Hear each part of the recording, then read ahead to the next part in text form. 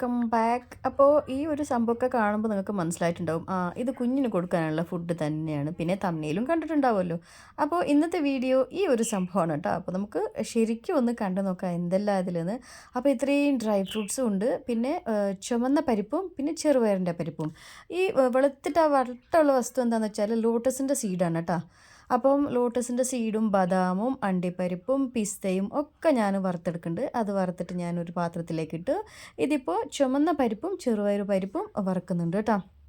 ഇതെല്ലാം കുട്ടികൾക്ക് ഭയങ്കര ഹെൽത്തിയാണ്. കുട്ടികളുടെ സ്കിന്ന് നന്നാവാനും ഒക്കെ നല്ലതാട്ടോ. അപ്പോൾ ഞാനിതെല്ലാം വറുത്തിട്ട് ഇതാ ഒരു പാത്രത്തിലേക്ക് ഇട്ടിട്ടുണ്ട്. അപ്പോൾ ഇവിടെ ഞാൻ കുറച്ച് ഓട്സ് എടുത്തിട്ടുണ്ട്. ഇത് ഓട്സാണ് കേട്ടോ.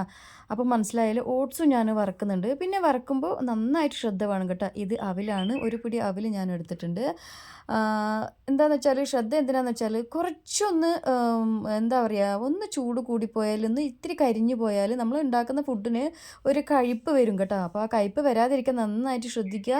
അടി നല്ല കട്ടിയുള്ള പാത്രം എടുക്കുക. ഇത് കുറച്ച് പുഴുങ്ങലരിയാണ്. ഇതെല്ലാം കഴുകിയിട്ട് തന്നെ യൂസ് ചെയ്യണം കേട്ടോ.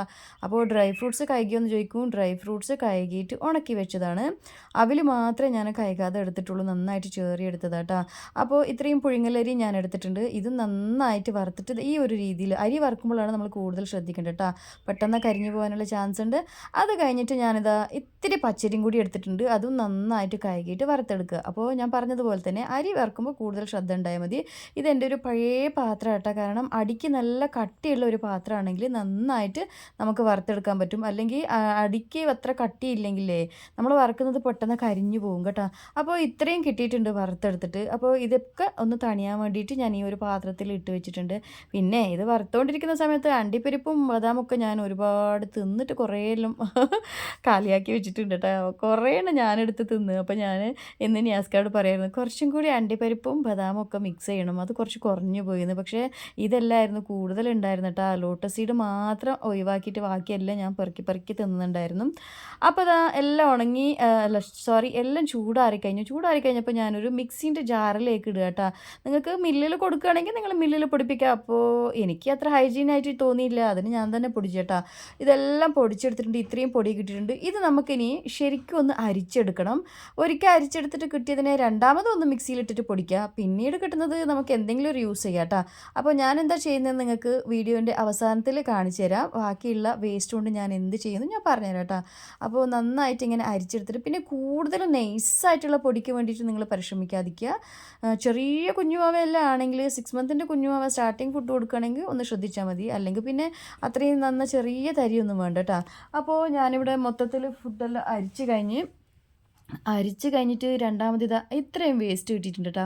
ഇത് ഞാൻ ഒന്നും കൂടി മിക്സിൻ്റെ ജാറിലേക്ക് ഇട്ടിട്ട് ഒന്നും കൂടി ഞാൻ പൊടിച്ചെടുക്കും. എന്നിട്ട് ഒന്നും കൂടി അരിച്ചെടുക്കും. പിന്നെ കിട്ടുന്ന വേസ്റ്റ് കൊണ്ട് ഞാനൊരു അടിപൊളി ടിപ്സ് ചെയ്യും കേട്ടോ. ഇത് നമ്മൾ പറഞ്ഞില്ലേ, ഇപ്പോൾ കുട്ടികൾക്ക് കൊടുക്കാനും മാത്രമല്ലാതെ ഈ ഒരു ഫുഡിൻ്റെ പൊടിയില്ലേ, ഇത് ഞാൻ എൻ്റെ 2 വലിയ കുട്ടികൾക്ക് പാലിൽ മിക്സ് ചെയ്ത് കൊടുക്കാൻ തീരുമാനിച്ചിട്ടുണ്ട്. ഒരു ഹെൽത്തി ആയിട്ടുള്ള ഒരു ഡ്രിങ്ക്സ് ആവില്ലേ.